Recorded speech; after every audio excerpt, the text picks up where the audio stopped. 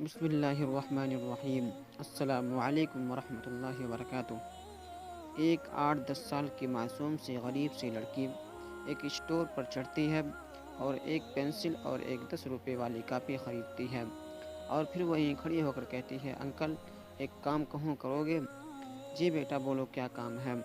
Uncle وہ colour pencil کا packet کتنے کا ہے؟ مجھے چاہیے۔ ڈرائنگ ٹیچر بہت مارتی ہے، مگر میرے پاس پیسے نہیں ہیں اور نہ ہی میرے ابو امی کے پاس ہیں۔ آہستہ آہستہ کر کے پیسے دے دوں گی۔ شاپ کیپر کی آنکھیں نم ہو جاتی ہیں، بولتا ہے، بیٹا کوئی بات نہیں، یہ کلر پینسل کا پیکٹ لے جاؤ، لیکن آئندہ کسی بھی دکاندار سے اس طرح کوئی چیز مت مانگا کرو، لوگ بہت برے ہیں، کسی پر بھروسہ مت کیا کرو۔ جی انکل بہت بہت شکریہ، میں آپ کے پیسے جلد دے دوں گی۔ اور وہ بچی چلی جاتی ہے۔